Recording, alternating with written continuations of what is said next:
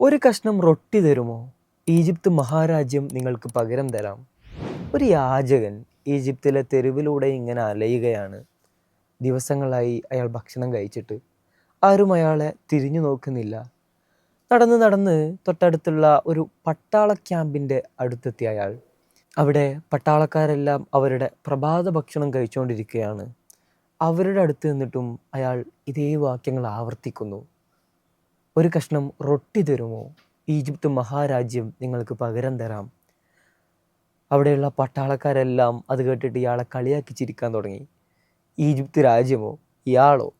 ഇതെല്ലാം കേട്ട് വിഷമമായി തല താഴ്ത്തി നിൽക്കുന്ന ആ യാചകൻ്റെ അടുത്തേക്ക് മുഹമ്മദ് അലി എന്ന നല്ലവനായ ഒരു പട്ടാളക്കാരൻ ചെല്ലുന്നു. അന്നേ ദിവസം അയാൾക്ക് കിട്ടിയ ഒരു റൊട്ടി ആ യാചകൻ്റെ കയ്യിൽ വെച്ച് കൊടുക്കുന്നു. കാലം അങ്ങനെ കടന്നുപോയി. ഇന്ന് ആ മുഹമ്മദ് അലി എന്ന പട്ടാളക്കാരനെ നമ്മൾക്കെല്ലാവർക്കും അറിയാം. ഒട്ടോമൻ സാമ്രാജ്യത്തിലെ ഏറ്റവും ശക്തനായ ഭരണാധികാരിയായി മാറിയ മുഹമ്മദ് അലി പാഷയുടെ കഥയാണിത്.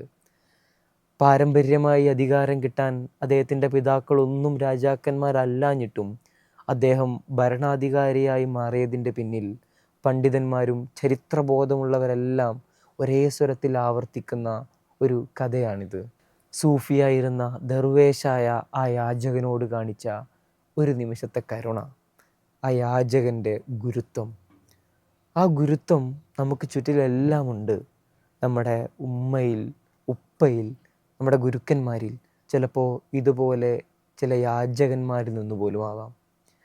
അത് ലഭിക്കുന്ന നിമിഷം മുതൽ നമ്മുടെ ജീവിതവും ഇതുപോലെ മാറി മറിയാൻ തുടങ്ങും.